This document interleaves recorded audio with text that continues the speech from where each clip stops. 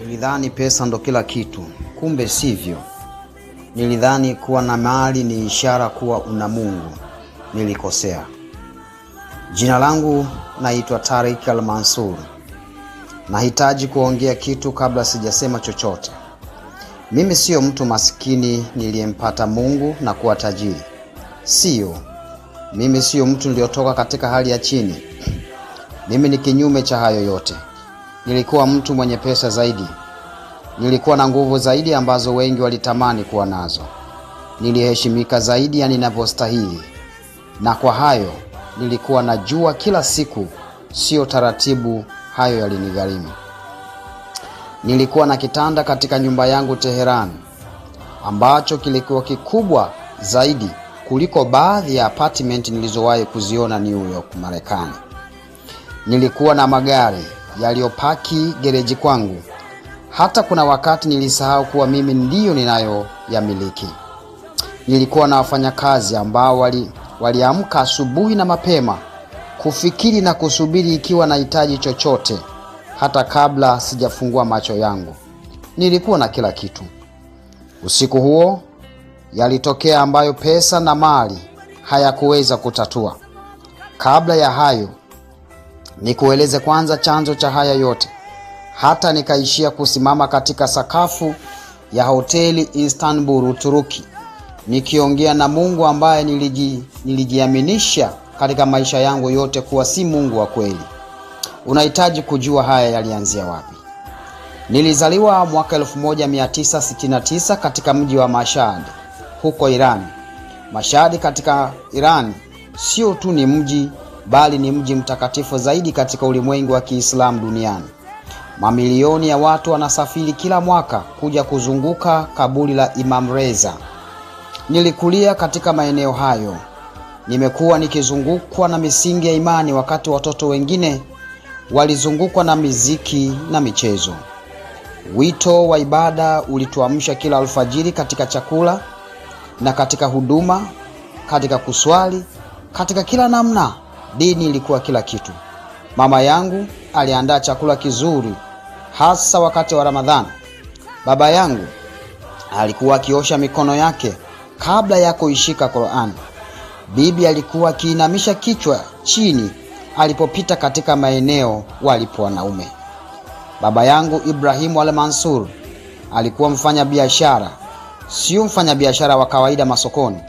Yeye alinunua vitu eneo moja na kuviuza eneo lingine kwa pesa kubwa. Alijua thamani ya vitu haifanani katika maeneo. Aliniambia hilo tangu nikiwa kijana mdogo. Alisema, Tariq mwanangu, mtu anayehamisha vitu kutoka eneo moja kwenda jingine ni mtu anayecontrol vitu, na kucontrol vitu ni njia ya kuishi hapa duniani. Mama yangu Fatuma, yeye alikuwa kinyume na baba yangu katika vitu vingi. Yeye alikuwa kimya, alisoma, aliomba zaidi ya yeyote niliyewahi kumjua. Hakika aliongea na Mungu hata jikoni wakati anapika. Hakuacha kuomba. Kuna wakati alilia alipokuwa akiomba, sio kilio cha huzuni, sio. Alinifunza kujua kuwa kila kitu kinatoka kwa Mungu. Chakula, pesa nazomiliki baba yangu, uzima tulionao, vyote ni vya Mungu. Alisema, Tariq, sisi ni wasafiri hapa duniani. Vyote tunavyomiliki ni kwa muda tu. Nilimpenda mama yangu lakini sikumwamini. Nilidhani ni utiifu tu wa dini. Nilidhani ukweli ni ule alioniambia baba yangu kuwa utakachopata au kumiliki ni matokeo ya kazi uliyoifanya, na anayefanya kazi kwa bidii ndiye atakayemiliki vingi. Nilichagua njia ya baba yangu, na kwa miaka mingi njia hiyo ilifanya kazi, ilileta matokeo. Katika umri wa miaka 19 nilikuwa tayari nimetembea na baba yangu tukisambaza bidhaa katika miji ya Teheran na Tabriz. Nilijifunza jinsi mikataba inavyofanya kazi. Nilijifunza kuongea na watu hata walionizidi umri. Nilijua vingi kuhusu watu. Niliweza kujua haraka tu mtu anayetaka tufanye naye biashara ikiwa ni kweli au anaigiza. Baba yangu alisema nina kipaji. Ninaweza hata kuuza maji katika mafuriko. Uchumi ulipoanza kubadilika Iran baada ya vita, Niliona nafasi ambayo wengine hawakuiona au waliiona lakini waliogopa. Nilihamia katika ujenzi, sio kujenga kwa mikono yangu, bali kusambaza vitu ambavyo vilihitajika katika ujenzi, kama vile nondo, vioo, saruji, yani cement, na mahitaji mengine yote ya ujenzi. Hapo ndipo nilipovuka kipato cha kawaida, na nilikuwa na miaka 31 wakati huo. Nilisaini mikataba na serikali ya Iran katika miradi mbalimbali, miradi ambayo ilinipa fedha zaidi ya zile alizomiliki baba yangu katika maisha yake yote. Katika umri wa miaka 40 ya maisha yangu, nilikuwa nina makampuni katika miji ya Isfahan, Tehran na Shiraz. Nilikuwa na washirika wa kibiashara Uturuki na Falme za Kiarabu. Nilimiliki majengo ya apartment, mali za kibiashara, magari na mamia ya watu niliowalipa mshahara katika miradi yangu. Nilikuwa na akaunti za fedha katika nchi kadhaa. Nilipokuwa Geneva, Uswizi, katika chakula cha jioni, niliona nazungumziwa katika moja ya gazeti la huko. Nilijivunia hilo. Nimeoa mara 2 kabla sijafika miaka 40. Mke wangu wa kwanza ni Soraya. Alikuwa vizuri, tulidumu kwa miaka 6. Aliondoka baada ya kuniambia mara kadhaa kuwa anaona kama anaishi ndani ya kifungo. Alisema, simjali. Hii ni kweli. Mara nyingi sikuwa nyumbani, na nilipokuwa nyumbani akili yangu ilikuwa mahali pengine. Soraya alihitaji mume, lakini sikuwa na nafasi kwake. Ndoa yangu ya pili ilidumu kwa miaka 3 tu. Mke wangu Leila alikuwa mdogo. Alikuja kuniambia juu ya ubize wangu. Alisema, nawasiliana na msaidizi wako mara nyingi zaidi ya ninavyoweza kuwasiliana na wewe katika mwezi. Kiukweli sikubadilika tangu wakati wa Soraya. Kwa sasa nina watoto 3, 2 kutoka kwa mwanamke wangu wa kwanza Soraya na 1 kutoka kwa Leila. Sijivunii sana namna ya ubaba nilioonyesha katika familia yangu. Nilionekana mara chache huku nikileta zawadi za thamani sana, lakini nimekuwa na muda mchache nyumbani. Kijana wangu wa kwanza Cameroon alikuwa na miaka 24 mambo haya yalipotokea. Nilimweka katika moja ya makampuni yangu Isfahan, nikiwa na lengo ajifunze na apate uzoefu. Lakini sikuwa makini kumfuatilia. Nilimuuliza tu meneja wake, sikumuuliza kijana wangu anajisikiaje. Aliazima pesa mahali, pesa nyingi sana, kutoka kwa watu ambao sio sahihi. Kisha aliniambia aliyoyafanya. Aliniambia watu 2 walienda kwenye apartment yake na walimwambia anazo wiki 2 ili aweze kurudisha pesa hizo. Usiku huo nilienda Isfahan. Ilinichukua masaa 4. Sikujua kama muda unaenda kwa sababu ya mawazo niliyokuwa nayo. Nililipa kiasi chote cha pesa alichokopa na nilimrudisha Tehran ili nimpe majukumu mengine, ili nipate pia nafasi ya kumwangalia kwa karibu zaidi. Wakati naendesha gari kurudi toka Isfahan, niligundua sikuwahi kumpa mwanangu nafasi ya kuongea naye. Sijawahi kukaa naye hata kwa dakika 40. Naingia ndani, simu inaita, na aga tena, nitarudi. Niliamua kumwomba Mungu mara 5 kwa siku. Sikuacha swala. Nilifunga hasa wakati wa Ramadhani. Nilisaidia wengine. Sikuwa Muislamu mbaya, nilifanya kila kitu sawa. Usiku mmoja nilijiuliza, baada ya kuona licha ya kufanya yote hayo, nilijiona bado ni kama mweupe hivi, kama sina kitu. Nina kila kitu ndani, tatizo ni nini? Kwa nini nakaa kwenye nyumba bora lakini ndani yake hakuna amani? Nilimwendea cleric. Ni mtu huyu wa kuheshimika sana katika mji wa Tehran. Baadhi ya watu hutoka nchi za nje kuja kupata ushauri wake. Nilimueleza juu ya hali yangu ya utupu nilionayo katika roho. Nilieleza kwa makini mbele ya kiongozi huyo wa kidini. Nilimwambia imani yangu imekauka, najiona nafanya vitu kwa mazoea. Baada ya mazoea hakuna muunganiko wa kiroho. Kama kutoa nimetoa sana, lakini bado. Alisikia na alisema maneno ambayo nilitarajia yaseme. Alisema hilo ni jaribu toka kwa Mungu.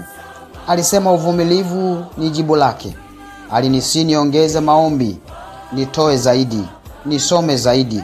Malipo yanakuja, ndivyo alivyosema. Nilimshukuru na kurudi nyumbani. Jambo hilo sikumwambia yoyote. Nilifanya kila kitu sawa, lakini sikuwa na amani hata kidogo. Hata katika mkusanyiko wa watu bado nilijihisi mpweke. Miezi 8 baada ya tukio la mwanangu Kameruni kutokea kule Isfahan, nilipata safari ya kibiashara kuelekea Istanbul. Hii ilikuwa ni kawaida. Niliwahi kwenda Uturuki mara nyingi. Nina washirika wa kibiashara huko. Ni moja kati ya miji ninayoipenda zaidi duniani. Nilikutana na washirika wenzangu, tulifanya vikao kwa siku 2 na siku ya 3 tulimaliza mapema. Walinialika lakini nilikataa. Sikujua kwa nini. Nilikataa. Sikutaka kuwa katika watu wengi. Nilitaka kuwa mwenyewe. Nilitembea nje ya hoteli. Nilipofikia hapo Beyoğlu, nilipita mitaa. Nilikuta vijana wakiwa pamoja, kina mama wanauza vitu katika vikapu.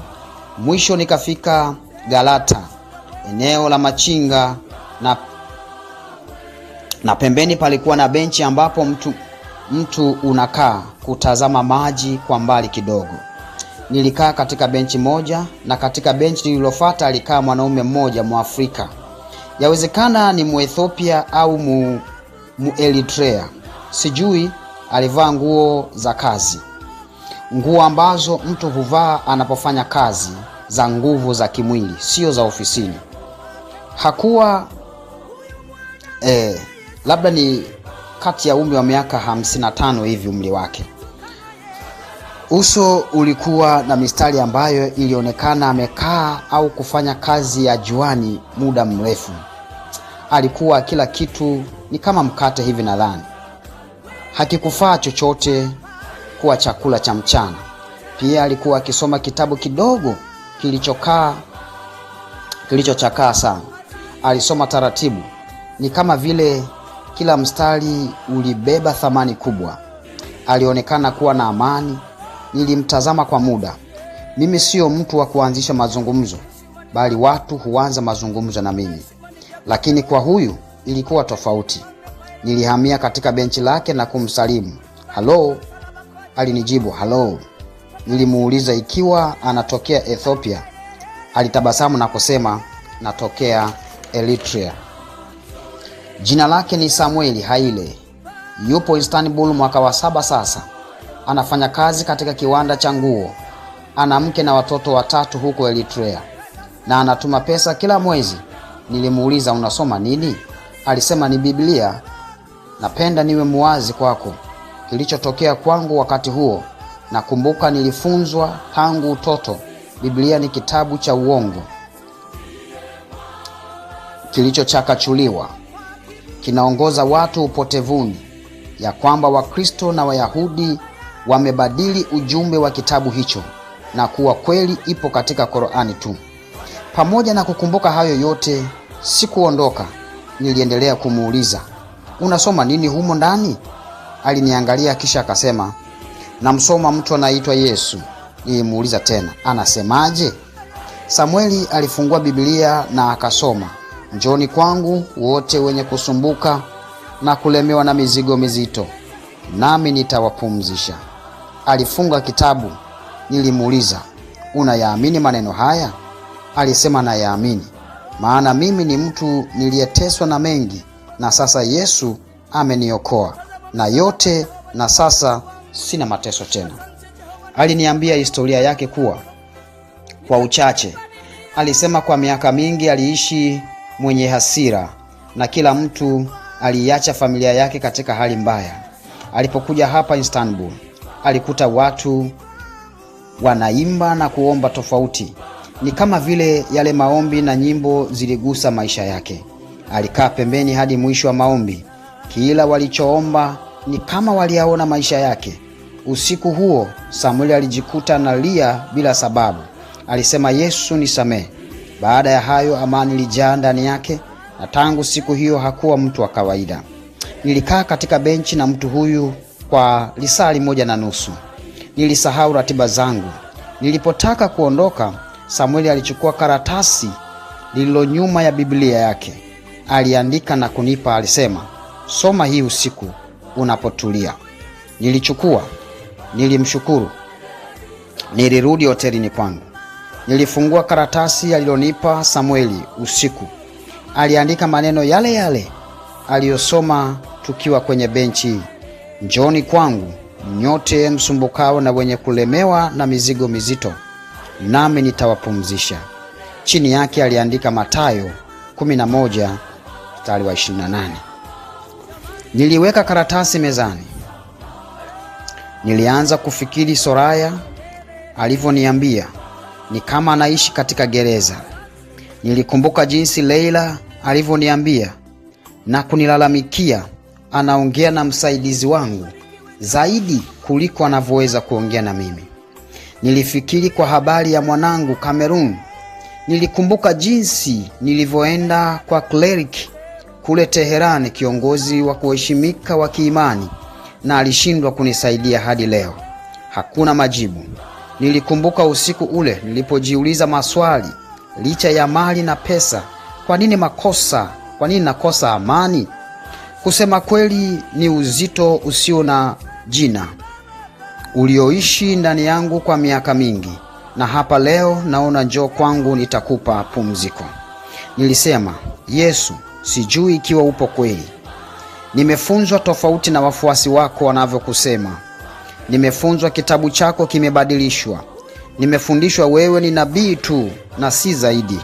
Ikiwa wewe ni kweli, jioneshe kwangu. Nimejaribu kila njia ya kutafuta amani, haikupatikana. Hakuna nisichojaribu. Nimechoka. Tafadhali, kama kweli upo, nipe ulichomwahidi mtu yule Samueli. Muda kidogo ulipita. Hakuna kilichotokea. Baada ya muda mambo yalianza kubadilika. Nashindwa nielezaje. Ulianza ujoto kifuani kwangu. Kisha mwili wangu wote, ni kama kila kitu nilichofanya kilikuwa wazi. Nimefanya vitu ambavyo sijivunii kabisa. Maamuzi ya kibiashara niliyoyafanya hayakuwa sawa. Niliwatumikisha watu kama wanyama au mashine. Sikuthamini familia kwa miaka kadhaa. Ndoa 2 zilivunjika kwa sababu nilijali zaidi mali kuliko watu wa nyumbani kwangu. Yote niliyoyatenda niliyakumbuka. Nilimlilia mwanangu na sikumpa nafasi hata siku moja ya kumsikiliza.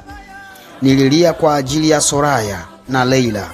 Nililia kwa maombi yote niliyoyafanya. Nikawa kama naongea na ukuta. Katika yote hayo nilisikia sauti ikisema, Tariq, nimekuwa hapa muda wote. Nilikupa kila kitu ulicho nacho, na nilikupa kwa sababu wala sio kwa ajili yako. Wala sio kwa ajili yako. Nililala kwenye sakafu ya hoteli. Nilihisi mabadiliko makubwa. Nilisema peke yangu, Yesu kweli upo. Nilitakiwa kurudi Teherani, Iran, nchi ambayo huwezi kusema hadharani umempa Yesu maisha yako. Irani ni sehemu ambayo imani nje na Uislamu haina nafasi. Umoja wa Kiislamu unapinga aliye Muislamu kuacha Uislamu Irani, na malipo yake ni kifo. Nilirudi nikaishi katika desturi zile zile kama Tariq al-Mansur. Nilihudhuria ibada za Ijumaa, ambapo karibu na nyumba yangu kulikuwa na msikiti, kwa sababu ni kitu cha ghafla kingeleta maswali ambayo sikuwa tayari kuyajibu.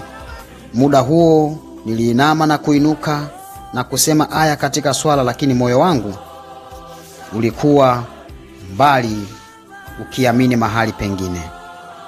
Lakini hali hiyo iliniumiza sana. Kila Ijumaa nilifanya hivyo. Pia nilihitaji kujifunza zaidi kuhusu Yesu aliyenitokea usiku ule Istanbul, aliyeniambia ya kuwa nimekupa kila kitu, lakini kumbuka, si kwa ajili yako. Nilihitaji Biblia, nilihitaji watu wa kunifunza zaidi. Nilirudi Istanbul wiki 3 baadaye. Niliwaambia watu wa ofisini kwamba nina safari nyingine ya kikazi Istanbul, lakini sababu ya kurudi kule ni Samueli, sio biashara. Ni yule aliyenipa karatasi, nilimuona. Nilisubiri nje hadi muda wa zamu yake ulipofika. Alitabasamu aliponiona, ni kama mtu aliyetarajia kukutana na mimi tena. Tulikaa katika mgahawa fulani. Nilimueleza kila kitu. Alifunga macho, nilidhani alikuwa anaomba. Alipofungua alisema, ndugu, nilikuwa na kuombea kila siku. Nilimuomba Mungu akulinde. Nilimwambia, nahitaji Biblia katika lugha ya Irani iitwayo Farsi.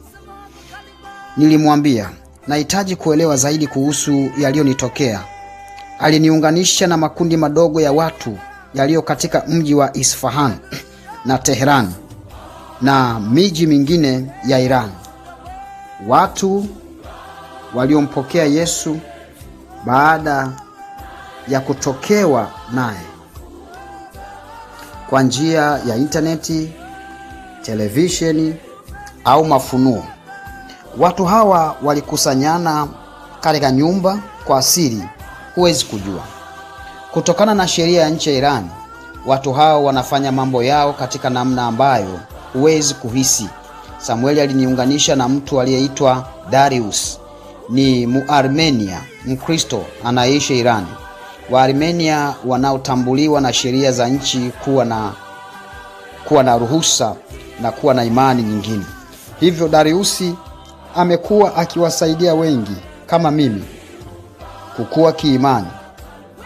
Niliongea naye kwa meseji, aliniuliza maswali mengi.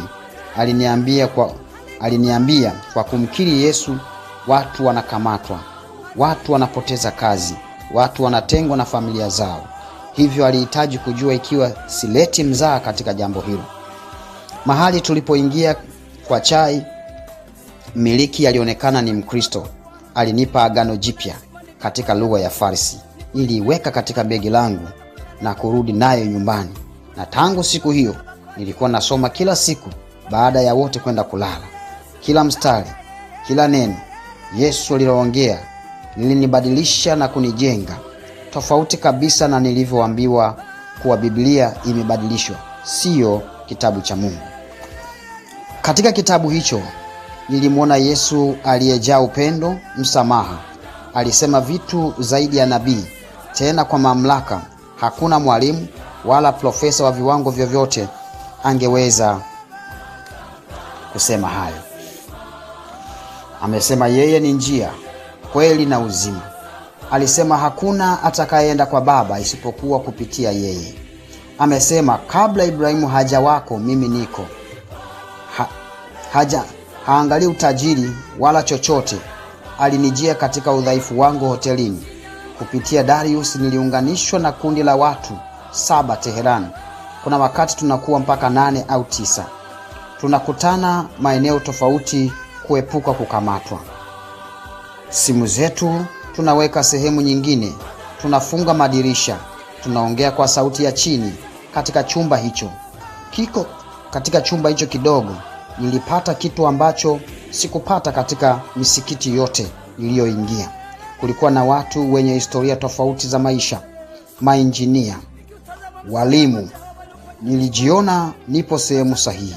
Amani ilijaa. Binti mfanyabiashara naye alikuwemo. Wanajeshi walikuwemo, watu wa kila taaluma. Tulikutana hapa kwa ajili ya Yesu peke yake. Nililipa kodi ya apartment yetu kwa miezi 6, ambapo ndilo limekuwa kama kanisa letu katika kundi letu. Nilifadhili gharama za Biblia kwa lugha ya Farsi. Niliweka mpango na Darius ili kusaidia familia zinazoteseka kwa ajili ya kumpokea Yesu Kristo. Ikiwa watahitaji kusafiri kuokoa maisha yao au mahitaji kwa sababu kwa kumkiri Yesu kazi unafukuzwa, familia zinakutenga, msaada unakosekana. Pia nilianza kuwasikiliza na kuwajali wafanyakazi wangu. Niliuliza kuhusu familia zao, changamoto zao. Wengi walifurahi. Ninapowaona pia namkumbuka sana Samuel, yule wa Istanbul. Kwa miaka 3 niliishi hivyo. Usiku nasoma Biblia, mchana kwenye biashara, na nilifadhili kanisa letu dogo la siri kwa kila mahitaji. Ninapoona leo watu wakitokewa na Yesu Iran na duniani, na waza jinsi wanavyoteseka kupata mahitaji yao. Nakumbuka maneno ya mama yangu, duniani sisi ni wapitaji. Hatujaja na chochote wala hatutaondoka na chochote. Tulivyo navyo ni dhamana ya muda tu. Kwa maombi ya miezi kadhaa pamoja na Darius na Samuel na kanisa, ambayo yalinifanya nifikirie zaidi kuhusu namna bora ya kutumia mali hizo. Kauli ya Yesu katika Marko kuwa atakayenionea aibu mbele za watu, nami nitamwonea aibu mbele za Baba yangu aliye mbinguni, ili niumiza sana. Nitaishi hivyo katika hali hiyo hadi lini? Mwaka 2023 nilienda katika Falme za Kiarabu kwa safari ya kibiashara hapo Dubai. Nilipata mtandao ambao unawasaidia Wakristo walio mazingira hatari na husaidia kusambaza stori zao duniani kote. Mtandao huo unawasaidia watu kubadilisha majina na kuondoka mahali hatari. Pia inawasaidia watu walio tayari kuingia gharama ya kukiri imani wazi. Mimi nilichagua hii ya pili. Libanase, Mkristo aliyefanya kazi hii kwa miaka 15, aliniangalia kwa muda mrefu na akasema, unajua maana ulichoongea?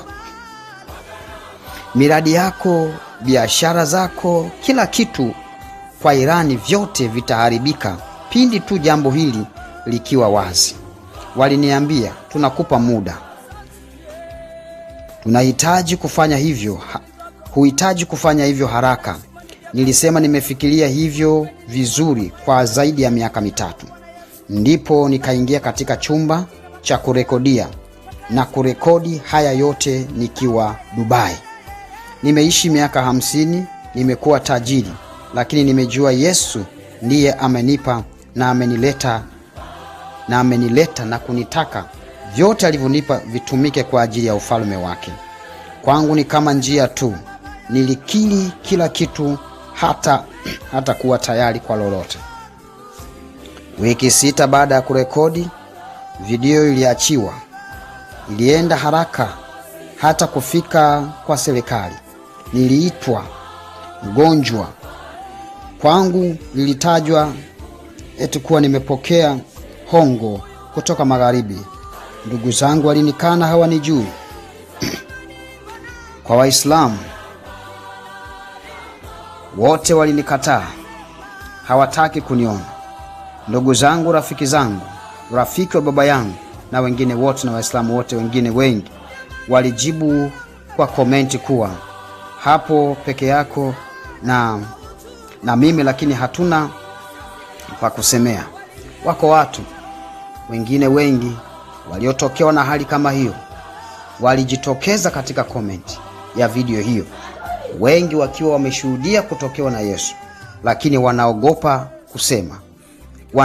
pa kusemea. Mwalimu wa kike kutoka Iran Magharibi naye alisema hivyo. Mama watoto 3 alikiri kutokewa na Yesu pia, na amekuwa akitunza siri hiyo kwa muda mrefu. Niongee na wale ambao kumkiri Yesu kwao kutawagharimu kazi, familia, usalama na zaidi ya hayo. Mimi linigharimu mali na umaarufu na heshima, lakini amani Yesu aliyoweka ndani yangu haipatikani kwa namna nyingine yoyote.